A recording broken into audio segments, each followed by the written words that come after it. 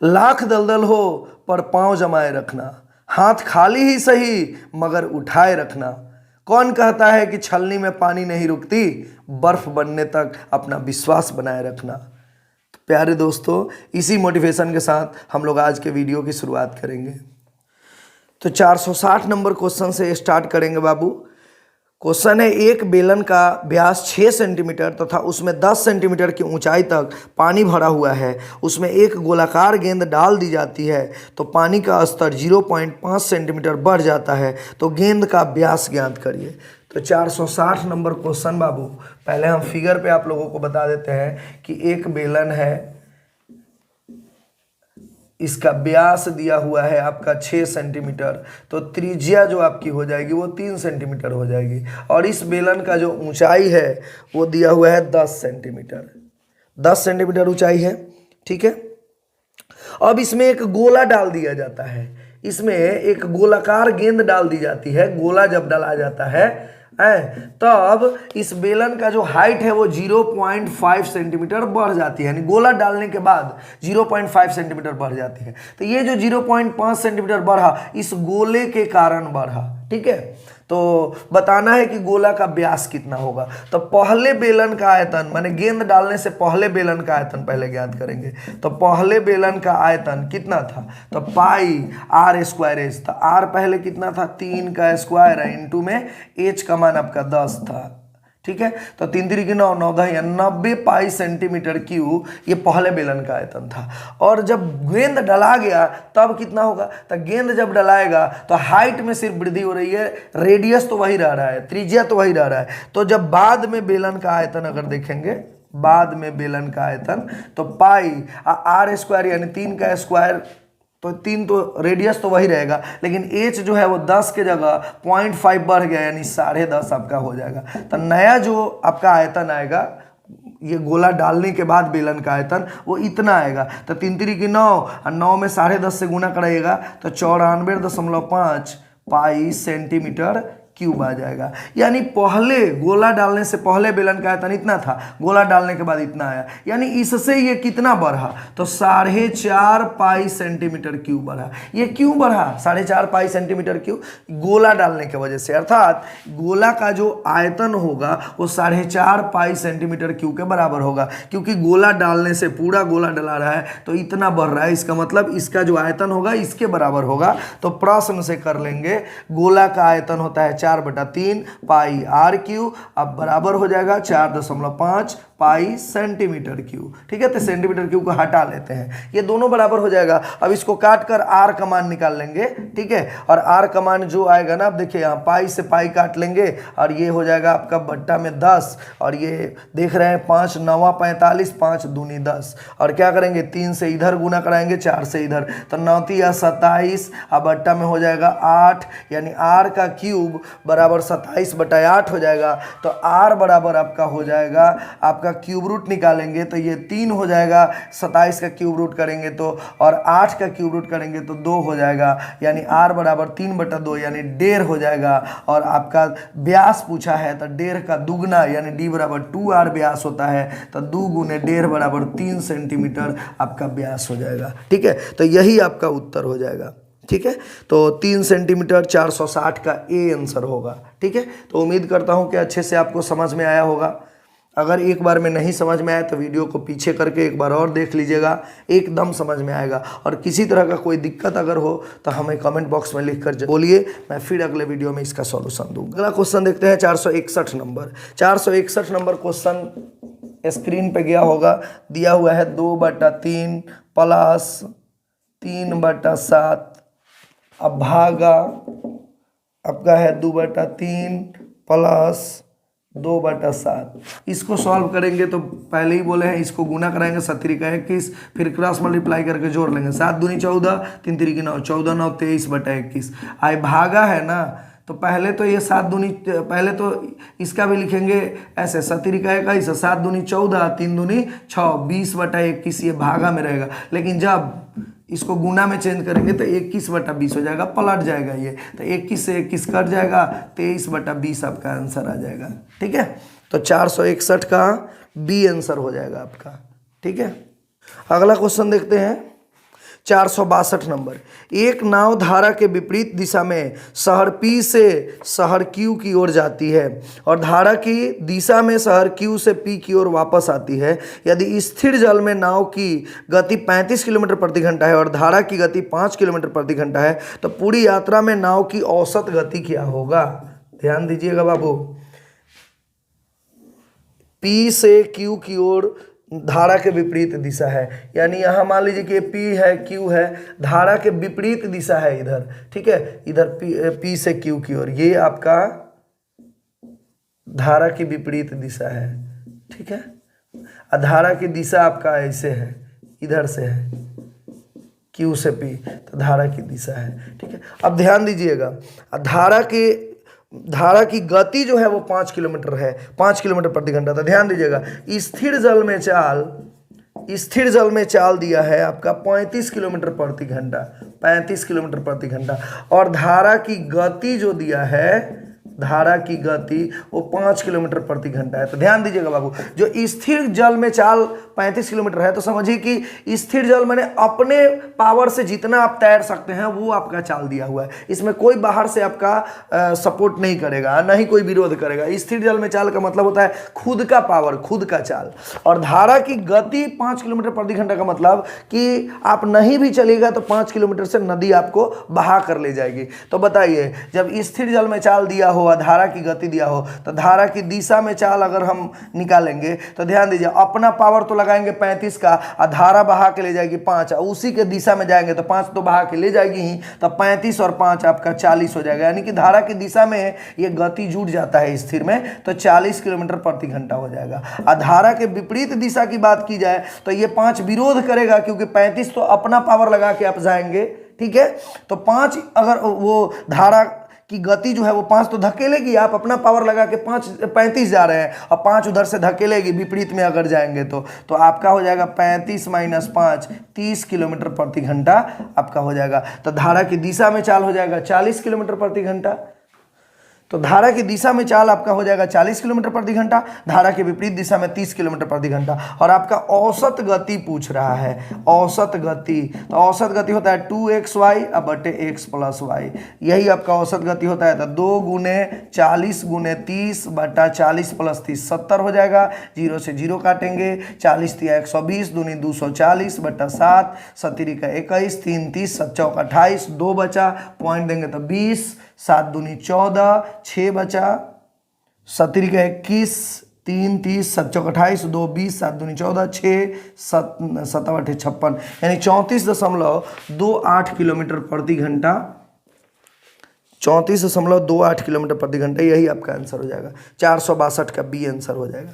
अगला question 463 number, 25 35 70 का HCF तथा LCM निकाल का अनुपात पूछ रहा है। तो पहले हम क्या करेंगे, HCF निकालेंगे। 25 35 70 का HCF और LCM का रेशियो पूछ रहा है। तो पहले HCF निकालिएगा तो सब में से अधिक कॉमन काढ़िए, वही HCF हो जाएगा। अधिक से अधिक कॉमन आपका 5 है, क्योंकि 50 25 5 7 35 और 14 25 70। अब तीनों में कॉमन तो है नहीं, तो HCF आपका आ गया कितना, 5 आ गया। और LCM का रेशियो पूछ रहा है, LCM भी निकालना पड़ेगा। तो HCF निकालने के लिए तो कॉमन काढ़ा जाता है, हाईएस्ट कॉमन ही आपका HCF होता है। लेकिन LCM निकालते समय शॉर्ट टेक्निक में ध्यान रखिएगा, पप्पा वाला मेथड। इन तीनों में देखिएगा, इन तीनों का अगर लघुत्तम निकालना है तो कि किसी का पप्पा मौजूद है क्या, पप्पा का मतलब किसी के पहरा में कोई आने वाला पप्पा होता है उसका। जैसे 35 के पहरा में 70 आता है, यानी 35 का मल्टीपल है, तो ये इसका पप्पा है, तो इसकी कोई ज़रूरत नहीं है, तो ये आपका हल्का हो जाएगा। अब 3 की जगह 2 ही का हमको LCM निकालना होगा। तो 35 70 में 35 की ज़रूरत नहीं है, क्योंकि इसका पप्पा मौजूद है। अब 25 का पप्पा तो है नहीं 70, तो अब इन दोनों में से कॉमन काढ़ेंगे जितना हो सके। तो 5 कॉमन काढ़ेंगे तो 50 25 14 25 70, और तब तक कॉमन काढ़ते रहेंगे जब तक कराएगा। नहीं कराएगा तो सबको गुना कर देंगे, यही आपका LCM हो जाएगा। तो कॉमन तो करा गया 5, अब तो नहीं कराएगा तो सबको गुना कर देंगे, यही LCM होगा। तो 5 से 14 25 70, 70 25 350 हो जाएगा, यही आपका LCM इन तीनों का हो जाएगा। तो यहाँ पे 350 डाल लेंगे, और दोनों का अनुपात पूछा है तो 5 × 5 5 7 35, 1:70 आपका आंसर हो जाएगा। ठीक है, तो 463 का बी आंसर हो जाएगा आपका।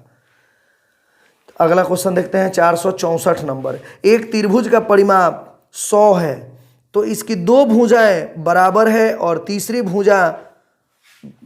भुजा बराबर भुजाओं से 10 अधिक है, तो तीसरी भुजा की लंबाई ज्ञात करनी है। 464 नंबर, एक फोटो बनाते हैं।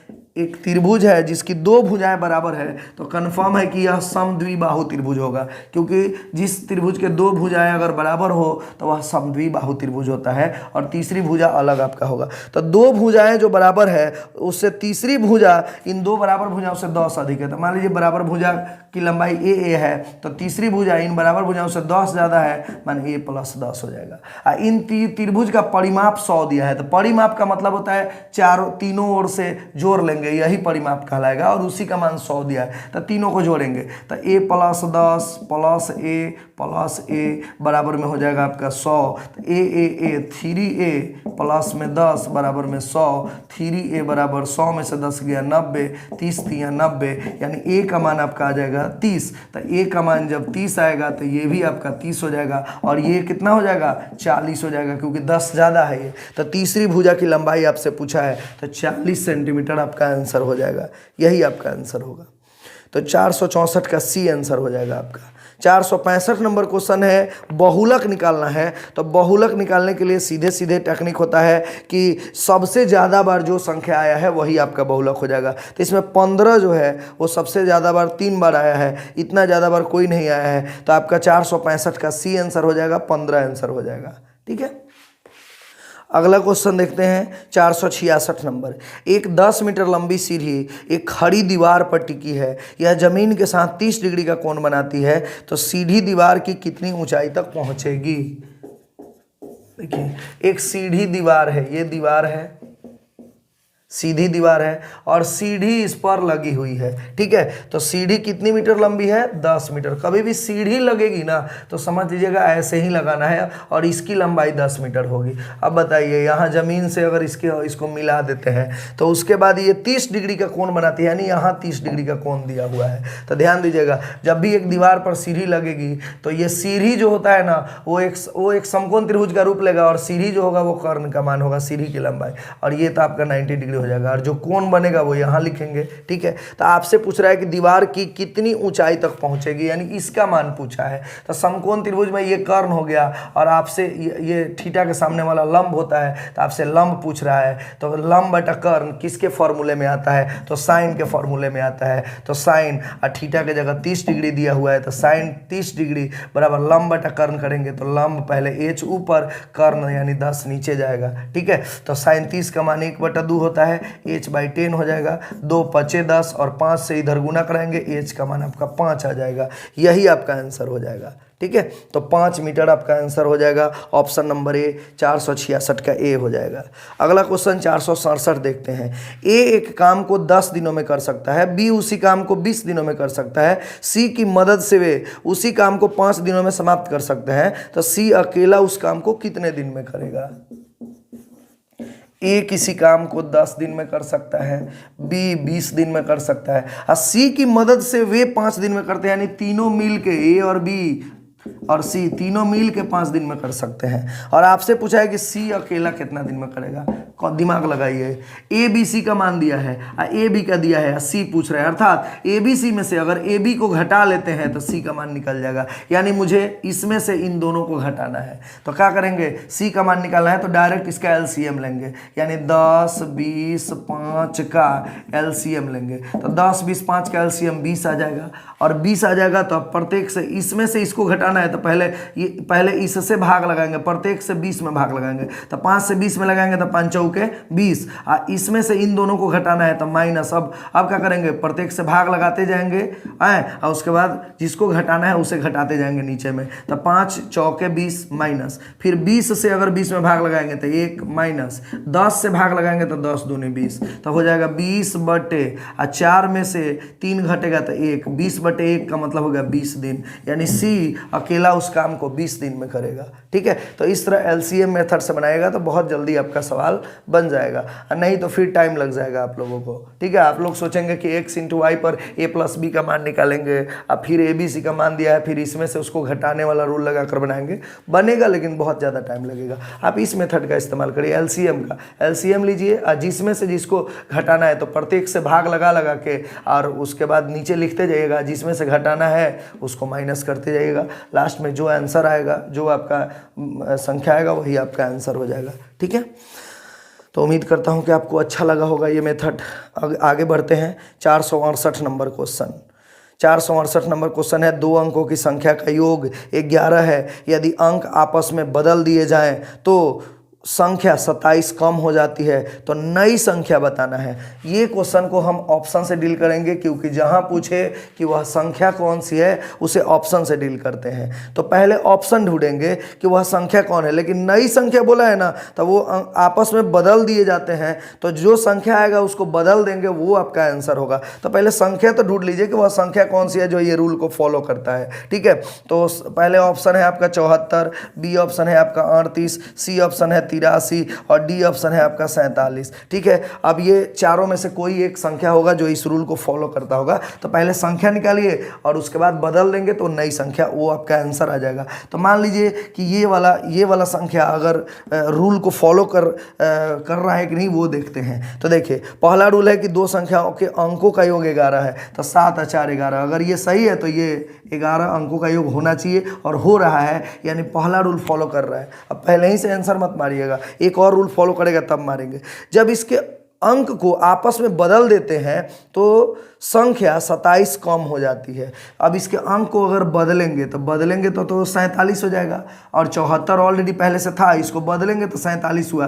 क्या यह इस पहले से 74 से ये 27 कम है? अगर है तो दोनों रूल फॉलो कर रहा है, आपका आंसर हो जाएगा ये। तो 14 में से 7 गया 7 और ये 6 में से 4 गया 2, यानी है ये बात रूल फॉलो कर रहा है कि 2 संख्याओं के अंकों का योग 11, तो 11 है, और इसके अंकों को अगर बदल दें तो जो संख्या बनेगी वो पहले वाले संख्या से 27 कम होना चाहिए। तो ये संख्या बनी वो इससे 27 कम है, यानी ये मेरा संख्या। अगर पूछता कि वह संख्या कौन है तो ये 74 आंसर होता। लेकिन नई संख्या बोला है तो नई संख्या के लिए ये 74 तो संख्या वो मिल ही गया मुझे, लेकिन नई संख्या बोला यानी बदलने के बाद वाली संख्या, तो ये आपका बदल कर बोल देंगे आंसर, यानी 47 आपका नई संख्या आपका आंसर होगा। ठीक है, तो नई संख्या 47 ऑप्शन नंबर डी में है, वही आपका उत्तर हो जाएगा। तो 468 का डी आंसर हो जाएगा।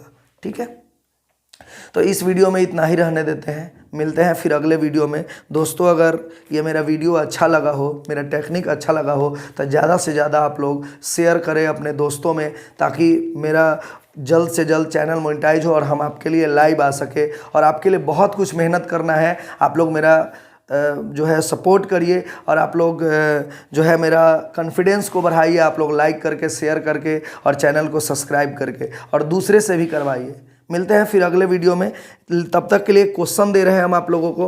469 नंबर क्वेश्चन से हम लोग अगला वीडियो की शुरुआत करेंगे। क्वेश्चन दे रहे हैं, इसका जवाब आप लोग कमेंट बॉक्स में लिख कर दीजिएगा, जैसे आप सारे वीडियो के लास्ट प्रश्न का उत्तर देते हैं आप लोग। तो 469 नंबर क्वेश्चन है, पी ने एक वस्तु 800 रुपये में खरीदी और 10% के लाभ पर बेची। यदि यह 920 रुपये में बिकी थी तो लाभ में कितने प्रतिशत की वृद्धि की गई है? आपके ऑप्शन स्क्रीन पर होंगे, ए 5%, बी 10%, सी 12% और डी 15%। जय हिंद दोस्तों।